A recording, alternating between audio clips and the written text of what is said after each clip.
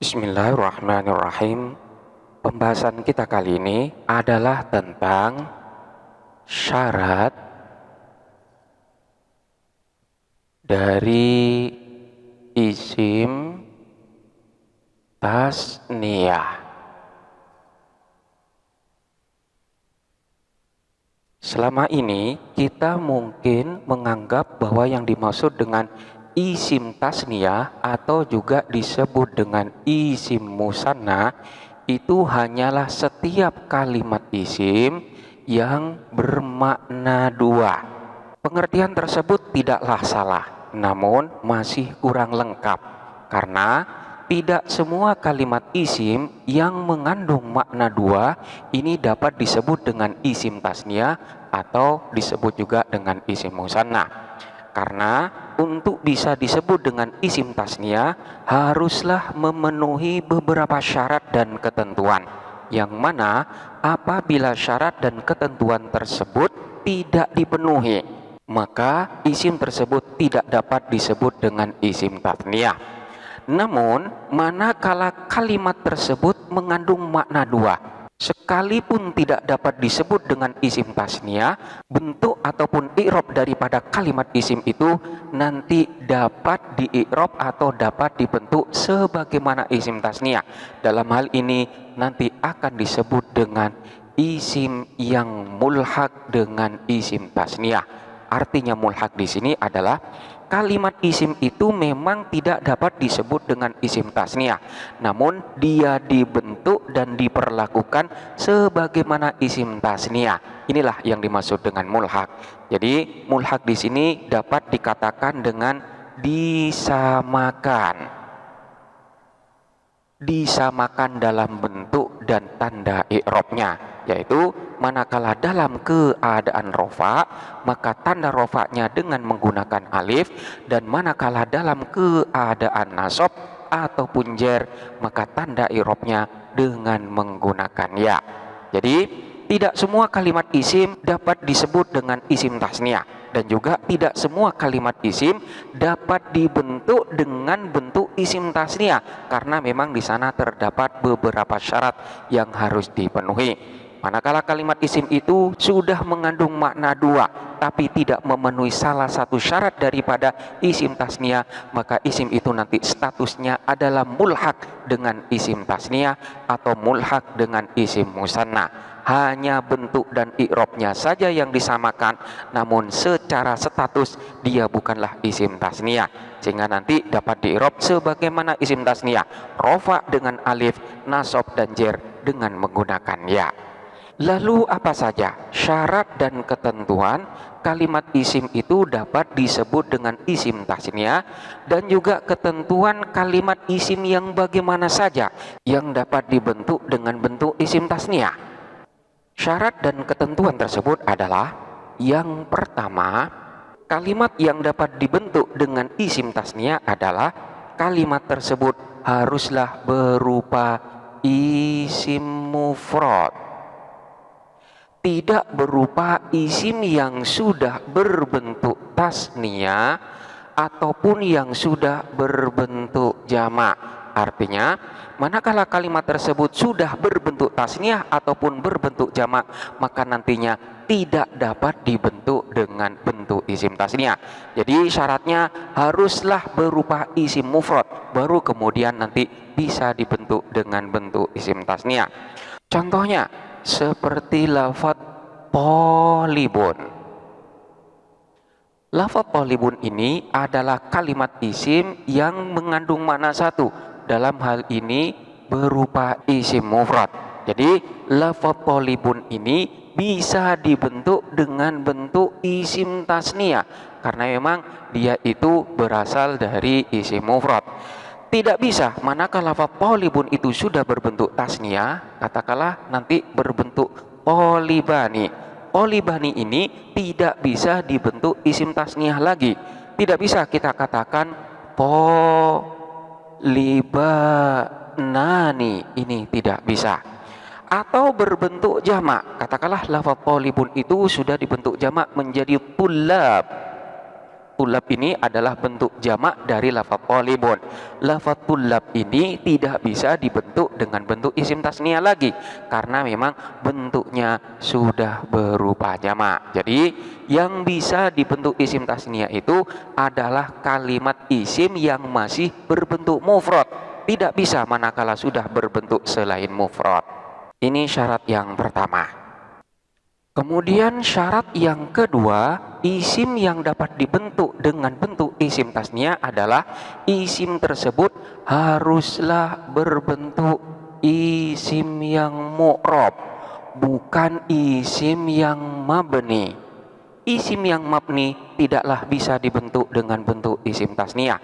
Contohnya seperti lafadz muslimun atau lafadz qalamun atau lafadz masjidun.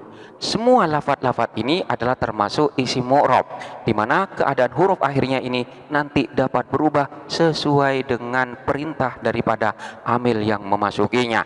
Sehingga nanti lafadz muslimun itu dapat dibentuk isim tasniah menjadi muslimani, qalamani, masjidani. Manakala isim tersebut adalah isim mabni, tidak bisa dibentuk isim tasniah. Katakanlah seperti lafadz man. Man ini adalah isim mabni, di mana bentuknya selama-lamanya akan berupa lafadz man, tidak akan berubah menjadi mana, manu, ataupun mani. Dengan demikian, lafadz man ini tidak bisa dibentuk dengan bentuk isim tasniah.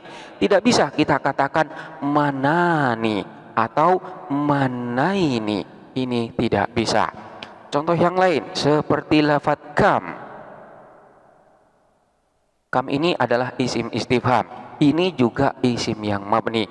Tidak bisa kita bentuk dengan isim tasniah menjadi kamani atau kamaini. Namun terdapat beberapa isim mabni yang memang secara samai oleh orang Arab dibentuk secara khusus dengan bentuk isim tasniah.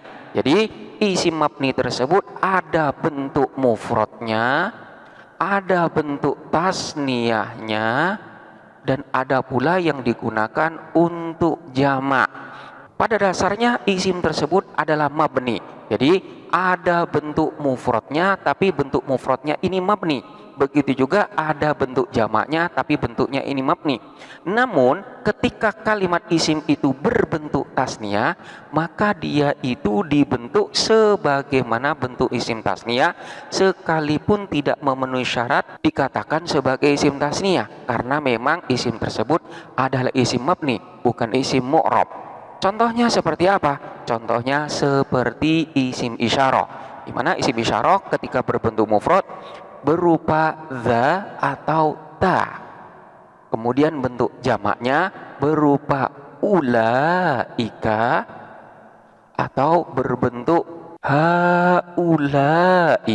Ini adalah bentuk jamaknya. Dan lafadz ini tidak dapat berubah keadaan huruf akhirnya. Selama-lamanya akan berupa lafadz ulaika atau haulaika. Demikian pula dengan lafadz dza atau lafadz ta. Berbeda dengan bentuk tasniahnya. Bentuknya itu menyerupai dengan bentuk isim tasniah, yaitu berupa lafadz dzaini atau dzani. Jadi dzani ini ketika dalam keadaan rofa, sementara dzaini ini ketika berbentuk tasniah. Begitu juga ketika berbentuk muannas, yaitu tani atau taini. Ini juga dibentuk sebagaimana bentuk isim tasniah. Sebagaimana tadi telah dijelaskan bahwa isim tasniah itu ketika rofa dengan menggunakan alif, ketika dalam nasab atau jer dia menggunakan tanda i'rab yang berupa ya.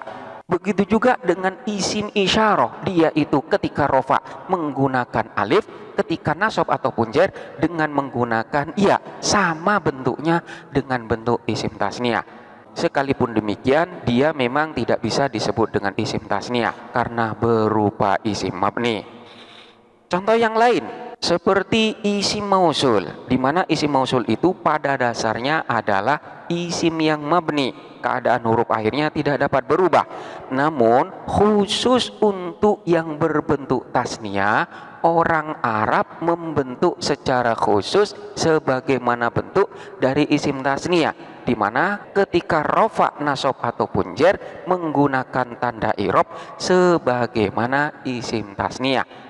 Contohnya ketika mufrad bentuknya adalah alladzi atau allati. Ini mudzakkar, ini muannas. Ketika berbentuk jamak alladzina atau allati atau allai dan seterusnya. Namun ketika berbentuk tasniah ini dibentuk secara khusus oleh orang Arab, yaitu berupa lafaz alladzani atau alladzaini. Ini bentuk mudzakarnya. Bentuk muannasnya allatani atau allataini. Seolah-olah bentuknya sama dengan isim tasniah. Bentuk semacam ini bersifat samai karena memang tidak ada kaidah secara khusus yang mengatur bentuk tasniah dari isim yang mabni. Namun tetap saja tidak dapat disebut sebagai isim tasniah. Ini adalah syarat yang kedua, di mana kalimat yang dapat dibentuk dengan bentuk isim tasniah haruslah berupa isim mu'rab. Manakala isim mabni tidak dapat dirubah bentuknya menjadi isim tasniah kecuali beberapa kalimat khusus yang memang oleh orang Arab dibentuk dengan bentuk isim tasniah, yaitu berupa isim isyarah dan isim mausul. Kemudian yang ketiga, kalimat yang dapat dibentuk dengan bentuk isim tasniah adalah kalimat yang tidak berbentuk murakkab. Manakala berbentuk murakkab, maka isim tersebut tidak bisa dibentuk dengan bentuk isim tasniah. Yang dimaksud dengan murakkab di sini adalah kalimat isim tersebut tersusun dari dua kalimat atau lebih. Murakkab di sini bisa berupa murakkab isnadi. Jadi bisa berupa susunan fi'il dan fa'ilnya atau berupa susunan mubtada dan khobarnya. Contohnya seperti lafaz ta'abbata syarron.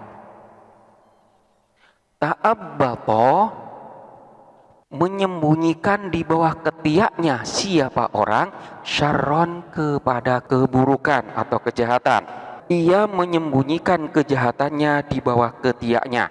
Ini adalah merupakan suatu kiasan bagi orang yang menyembunyikan kejahatannya.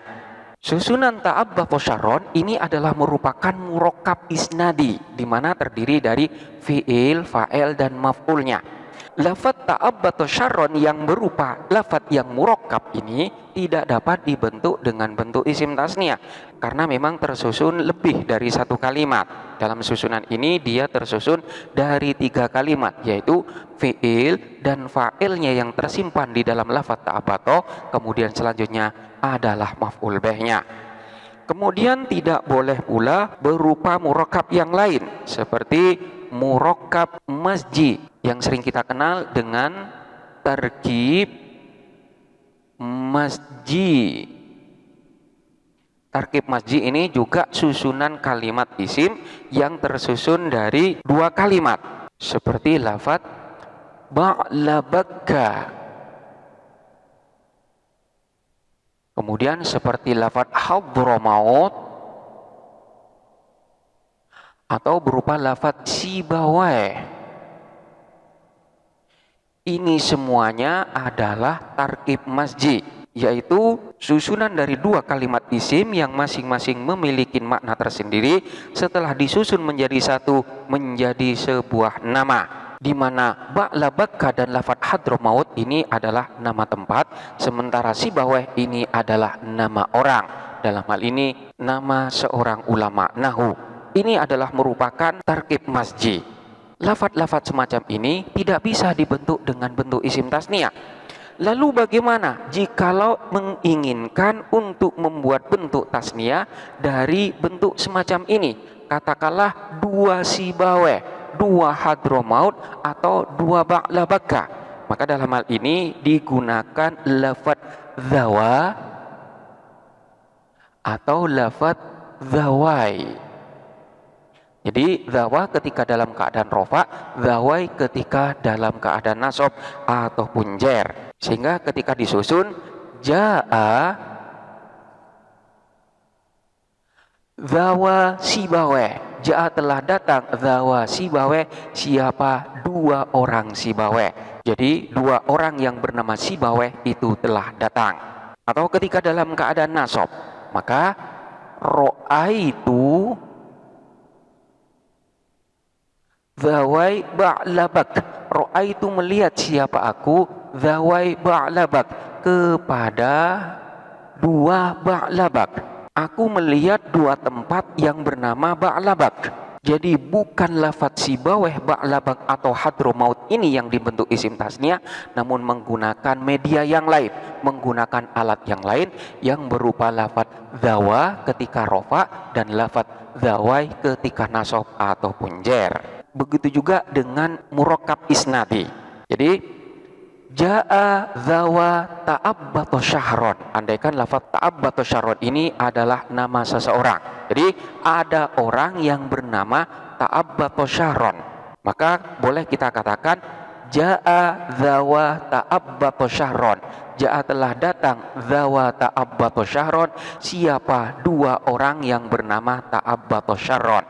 Atau ketika dalam keadaan nasab, ro'aitu zawai ta'abbata syahron. Ro'aitu melihat siapa saya, zawai ta'abbata syahron kepada dua orang yang bernama ta'abbata syahron. Ini untuk kalimat isim yang berbentuk murakkab yang pada dasarnya tidak dapat dibentuk dengan bentuk isim tasniah. Selanjutnya terdapat pengecualian dari kalimat isim yang berbentuk murakkab, yaitu manakala murakkabnya tersebut berbentuk murakkab idhofi, yaitu terdiri dari mudhof dan mudhof ilaih.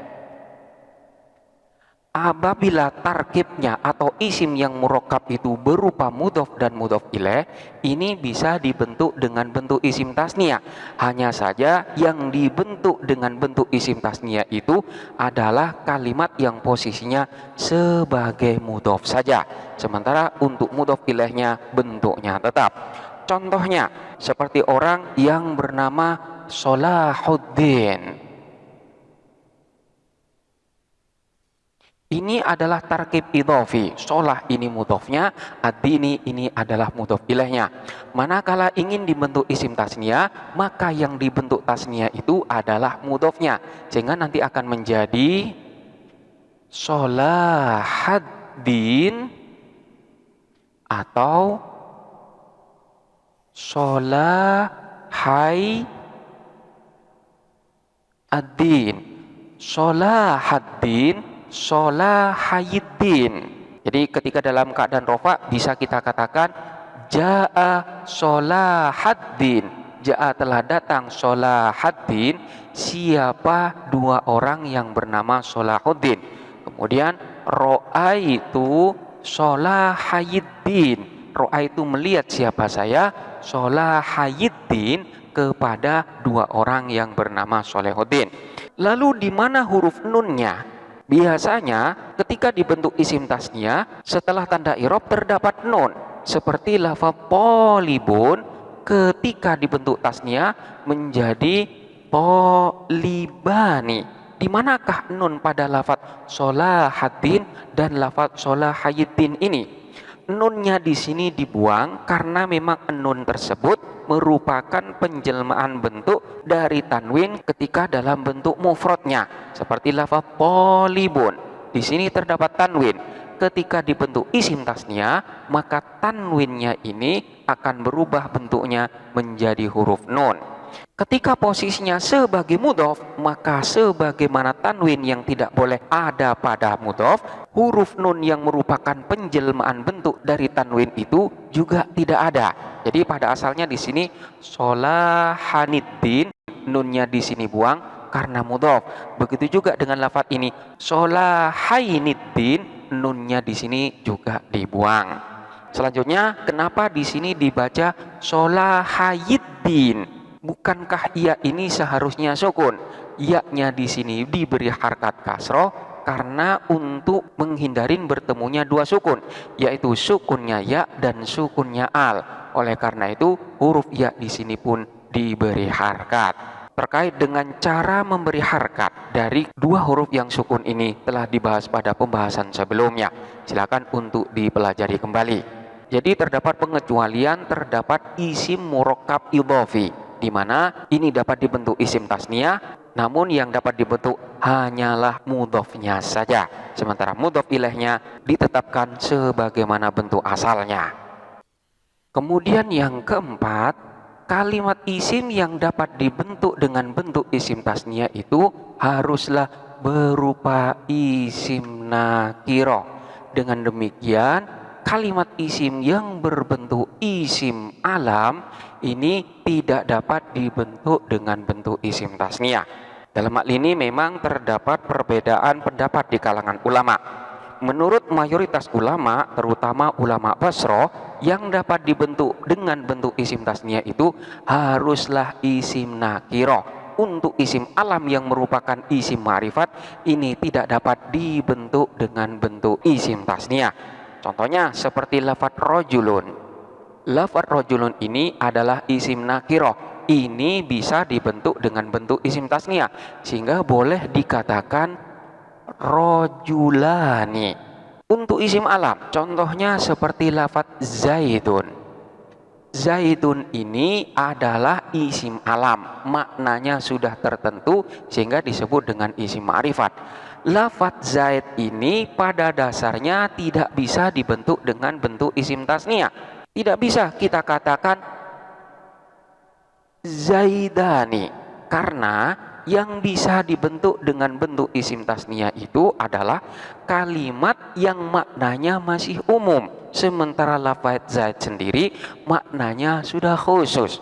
Sehingga manakala isim alam yang maknanya sudah khusus itu ingin dibentuk dengan bentuk isim tasniyah, maka harus dibentuk dengan bentuk isim nakirah terlebih dahulu, baru kemudian dibentuk dengan bentuk isim tasniyah. Jadi manakala kita secara langsung membentuk lafadz zaid yang merupakan isim makrifat itu dengan bentuk langsung isim tasniyah menjadi zaidani, ini menurut jumhur ulama, terutama ulama Basroh, ini tidak diperbolehkan.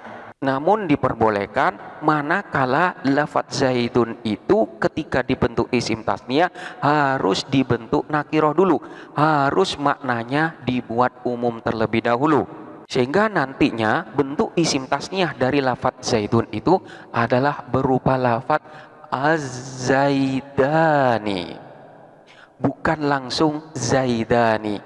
Kenapa? Karena zaidun ini sudah ma'rifat, sedangkan isim ma'rifat tidak bisa dibentuk isim tasniyah. Oleh karena itu bentuk daripada ma'rifat ini haruslah dibuat nakiroh dulu, sehingga nanti bentuknya lafadz az-zaidani.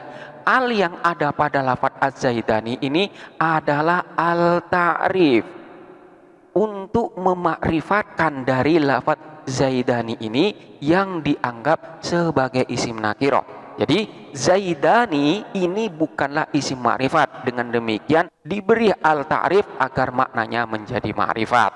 Ini menurut ulama Basroh. Namun sebagian daripada ulama Kufah membolehkan secara langsung isim alam dibentuk dengan bentuk isim tasniyah. Jadi boleh Zaidun menjadi Zaidani, Muhammadun menjadi Muhammadani secara langsung, tidak perlu untuk dibentuk nakiroh terlebih dahulu. Ulama Kufah beralasan karena memang secara makna tidak ada masalah dan tetap dapat difahami. Muhammadun satu Muhammad, Muhammadani dua Muhammad. Zaidun satu Zaid, Zaidani dua Zaid. Ini masalah perbedaan pendapat saja, sehingga kita boleh memilih apakah akan memilih pendapat daripada ulama Basroh, sehingga ketika isim alam mau dibentuk dengan bentuk isim tasniyah haruslah diberi al-ta'rif. Sementara menurut pendapat ulama Kufah, boleh-boleh saja secara langsung isim alam dibentuk dengan bentuk isim tasniyah, tidak perlu adanya al-ta'rif. Jadi Zaidun bisa langsung dibentuk menjadi Zaidani. Kemudian syarat yang kelima, kalimat yang dapat dibentuk dengan bentuk isim tasniyah adalah kalimat tersebut memiliki bentuk yang mufrad, di mana bentuk mufrad ini memiliki pasangan yang sama dalam lafadznya, dalam bentuk kalimatnya. Artinya harus berasal dari dua kata yang sama dan bentuknya sesuai dengan bentuk mufradnya. Seperti ketika kita mengatakan kitabani. Lafadz kitabani itu berasal dari lafadz kitabun dan lafadz kitabun. Berasal dari dua kalimat atau dua lafadz yang sama bentuk mufradnya. Jadi berasal dari dua isim mufrad yang sepasang, yang bentuknya sama dalam lafadznya. Dengan demikian, lafadz kitabani ini disebut dengan isim tasniyah. Manakala kalimat isim yang bermakna dua tersebut tidak berasal dari dua kata yang sama, tidak berasal dari isim mufrad yang memiliki pasangan yang sama dalam lafadznya, maka kalimat isim tersebut tidak dapat disebut dengan isim tasniyah sekalipun mengandung makna dua. Contohnya, ketika kita mengatakan abawani. Abawani ini memiliki makna dua. Maknanya adalah dua orang tua. Dua orang tua itu berasal dari kalimat abun wa ummun, ayah dan ibu, di mana bentuk asalnya itu berasal dari isim mufrad yang tidak memiliki pasangan yang sama lafadznya. Sekalipun abun dan umun ini merupakan pasangan, tapi lafadznya tidak sama. Oleh karena itu, lafadz abawani sekalipun bentuknya sama dengan isim tasniyah, namun ini tidak dapat disebut dengan isim tasniyah. Hanya dalam i'robnya saja dia disamakan dengan isim tasniyah. Oleh karena itu, lafadz abawani ini disebut dengan mulhaq. Mulhaq isim tasniyah, artinya kalimat isim yang bentuknya disamakan dengan isim tasniyah dalam segi i'robnya, yaitu rofa dengan alif, nasab dan jernya dengan menggunakan ya. Abawani atau abawaini. Contoh yang lain seperti lafadz qamaroni. Qamaroni ini kalimat isim yang mengandung makna dua, namun tidak dapat disebut dengan isim tasniyah. Kenapa? Karena lafadz qamaroni ini tidak berasal dari dua kata yang sama dalam segi bentuk lafadz mufradnya. Lafadz qamaroni ini berasal dari qamarun dan syamsun, berasal dari bulan dan matahari, sehingga nanti digabung menjadi qamaroni.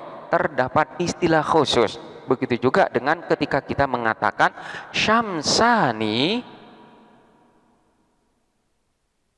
ini berasal dari syamsun wa qamarun, berasal dari matahari dan rembulan.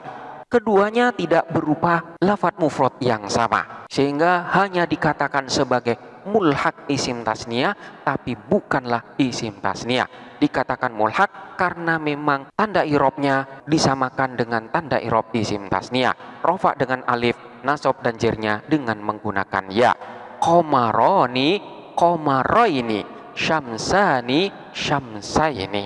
Dalam hal ini terdapat perbedaan pendapat. Untuk ulama Basro menyatakan bahwa jikalau tidak berasal dari dua lafadz yang sama dalam bentuk mufradnya, maka tidak bisa disebut dengan isim tasniyah, melainkan mulhak isim tasniyah. Menurut ulama Basro, bentuk-bentuk semacam ini termasuk dari taglib.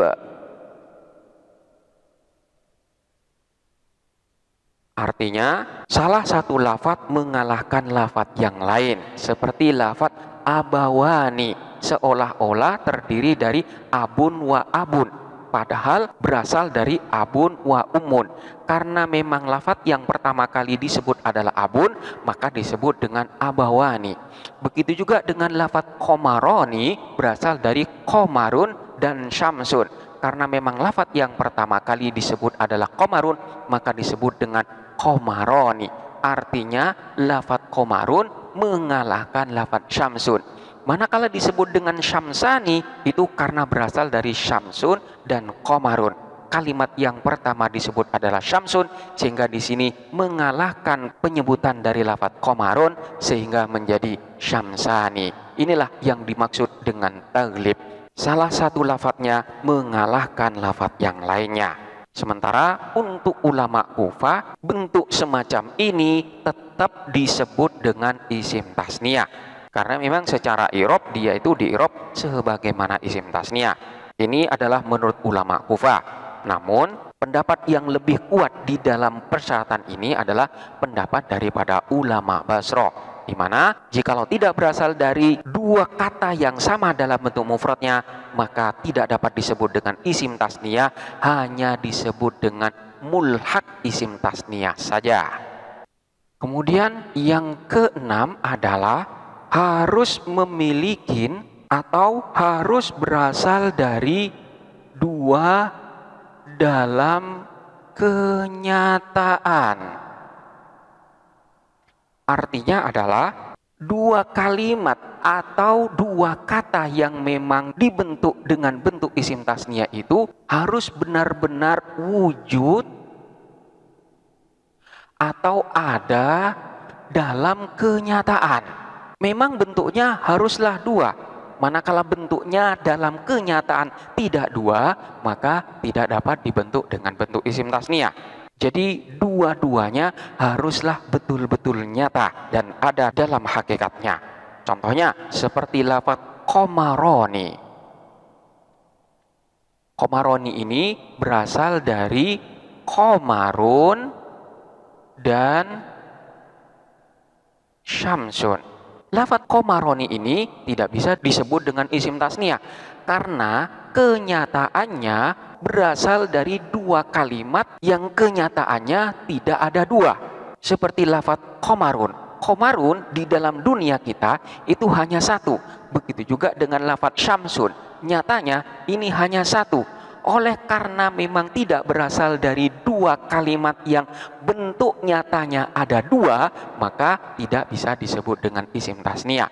Beda halnya dengan lafadz thalibun. Thalibun itu nyatanya bisa lebih dari satu, bukan hanya sekedar dua, bisa 2, 3, 4, 100, 1000 dan lain sebagainya. Oleh karena itu bisa dibuat dengan bentuk isim tasniyah, karena memang ketika dibentuk isim tasniyah, thalibani orangnya itu benar-benar ada dua, bukan hanya satu.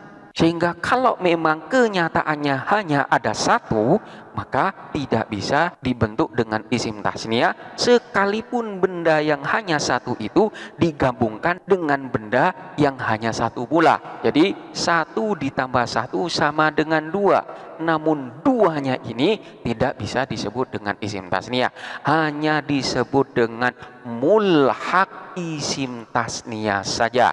Tanda i'rabnya disamakan dengan isim tasniyah, namun statusnya bukanlah isim tasniyah. Bagaimana dengan lafadz abawani?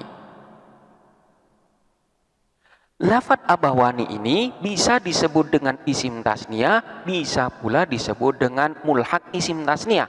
Kalau memang lafadz abawani ini berasal dari dua abun, sehingga dikatakan abun dan abun, maka ini berasal dari dua isim yang ada dalam kenyataannya. Jadi memang benar-benar terdapat dua ayah, sehingga disebut dengan abawani.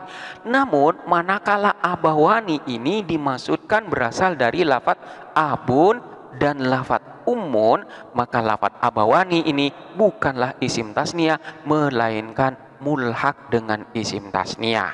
Ini adalah pendapat daripada ulama Basrah. Sedangkan ulama Kufah lebih menerima hal semacam ini sebagai bentuk isim tasniyah secara umum.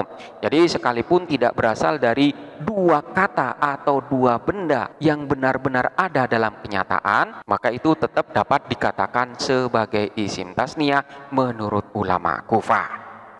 Kemudian syarat yang ketujuh itu adalah harus berasal dari dua kalimat yang memiliki makna yang sama.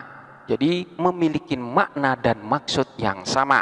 Tidak boleh mentasniahkan kalimat yang memiliki makna berbeda. Dalam hal ini berupa kalimat yang mengandung makna yang musytarak. Karena di dalam bahasa Arab seringkali terdapat kalimat yang mengandung makna yang bermacam-macam. Katakanlah kalimat ini mengandung makna A, B, C, dan lain sebagainya. Maka tidak boleh kita itu membentuk isim tasniyah dengan bentuk yang sama namun mengandung makna yang berbeda-beda. Contohnya, lafaz yang dibentuk tasniyah yaitu berupa lafaz ainani. Ainani ini berasal dari ainun dan ainon. Manakala makna dan maksud daripada lafaz ainun dan ainun ini sama, maka boleh dibentuk dengan bentuk ainani sebagai isim tasniyah. Namun manakala maksud dan makna daripada ainun yang pertama dengan ainun yang kedua ini berbeda, maka lafaz ainani yang dibentuk dari dua kata dengan makna yang berbeda ini tidak dapat disebut dengan isim tasniyah melainkan disebut dengan mulhaq isim tasniyah. Lafaz ainun sendiri memiliki banyak makna. Bisa bermakna mata, bisa bermakna mata hati, bisa bermakna mata air, dan lain sebagainya. Manakala ainun yang pertama ini dimaksudkan dengan makna mata, sementara ainun yang kedua dimaksudkan dengan makna mata air, maka ini tentu berbeda. Kalau mata air ini adalah sumber keluarnya air, sementara mata itu adalah salah satu dari panca indera kita yang berfungsi untuk melihat. Maka ini tentu dua benda yang berbeda, sehingga tidak bisa dikatakan dengan ainani sebagai isim tasniyah. Namun jikalau ada kalimat yang semacam ini yang berasal dari dua kalimat dengan maksud yang berbeda, maka ini hanya dikatakan sebagai mulhaq dari isim tasniyah. Ini menurut pendapat jumhur ulama, menurut pendapat kebanyakan para ulama, termasuk juga pendapat dari ulama Basrah. Namun sebagian kecil dari ulama tersebut membolehkan bentuk semacam ini jikalau terdapat konteks yang menjelaskan maksud daripada lafaz ainani ini. Kemudian syarat yang ke-8 adalah kalimat tersebut tidak dapat dibentuk dengan isim tasniyah manakala kalimat ini tidak ada bentuk dari bentuk isim tasniyahnya di dalam bahasa Arab, melainkan ada bentuk tasniyah yang memang sudah ditentukan oleh orang Arab sendiri, sehingga dapat dikatakan bahwa bentuknya ini adalah bersifat sama'i. Contohnya seperti lafaz sawaun. Sawaun ini maknanya adalah sama atau sebanding. Lafaz sawaun ini bentuknya adalah mufrad dan lafaz sawaun ini tidak ada bentuk isim tasniyahnya, sehingga tidak bisa kita membentuk lafaz sawaun itu dengan bentuk sawaani dengan bentuk isim tasniyah. Kenapa? Karena orang Arab sendiri sudah membentuk makna tasniyah dari lafaz sawaun itu dengan bentuk yang lain, yaitu bentuknya adalah siyani. Sekalipun siyani ini memang berasal dari bentuk lafadz sawaun, namun orang Arab sudah menentukan bahwa untuk makna dua hal yang sama atau dua hal yang sepadan, itu bentuk tasniyahnya adalah siyani. Sehingga kita tidak bisa membentuk lafadz sawaun itu dengan bentuk sawaani, karena bentuk semacam ini tidak ada di dalam bahasa Arab. Orang Arab tidak menggunakan lafadz sawa'ani, melainkan menggunakan bentuk siyani. Dengan demikian, lafadz siyani ini tidak dikatakan dengan isim tasniyah, melainkan dikatakan dengan mulhaq isim tasniyah, karena memang pada dasarnya bentuknya itu berbeda dengan bentuk mufradnya. Sekalipun pada asalnya berasal dari lafadz sawaun yang nantinya diproses dengan proses i'lal. Contohnya di dalam bentuk kalimat seperti lafadz siyani alayya a jita am lam taji. Siyani sama saja alayya bagiku. A apakah, jita datang siapa kamu, am lam taji, am atau lam taji tidak datang siapa kamu. Sama saja bagiku, apakah kamu datang atau tidak. Di sini lafadz siyani mengandung makna dua hal ini sama saja atau dua hal ini tidak ada bedanya bagiku. Jadi mengandung makna dua. Ini adalah beberapa syarat dan ketentuan kalimat tersebut dapat dibentuk dengan isim tasniyah. Manakala syarat dan ketentuan tersebut tidak terpenuhi, maka sekalipun kalimat tersebut mengandung makna dua, tapi tidak dapat statusnya disebut dengan isim tasniyah, melainkan hanya disebut sebagai kalimat mulhaq dengan isim tasniyah saja. Lalu bagaimana manakala terdapat kalimat yang bentuknya mirip dengan isim tasniyah, akan tetapi dia tidak bermakna dua? Contohnya seperti lafadz Imran, Uthman, di mana isim tasniyah sendiri adalah merupakan isim mufrad yang mendapatkan tambahan alif dan nun atau ya dan nun. Begitu juga dengan lafadz Imran, ini mendapatkan tambahan alif dan nun. Begitu juga dengan lafadz Utsman. Apakah ini dapat disebut dengan mulhaq isim tasniyah? Jawabannya adalah tidak. Mulhaq isim tasniyah itu syaratnya harus mengandung makna dua, sekalipun tidak memenuhi syarat disebut dengan isim tasniyah. Namun manakala kalimat tersebut tidak mengandung makna dua, maka tidak dapat disebut dengan mulhaq isim tasniyah. Imran sendiri maknanya adalah satu Imran, Uthman satu Utsman. Demikianlah beberapa syarat dan ketentuan kalimat yang dapat dibentuk dengan bentuk isim tasniyah. Selanjutnya silakan dipelajari dengan seksama dan sampai jumpa pada pembahasan selanjutnya.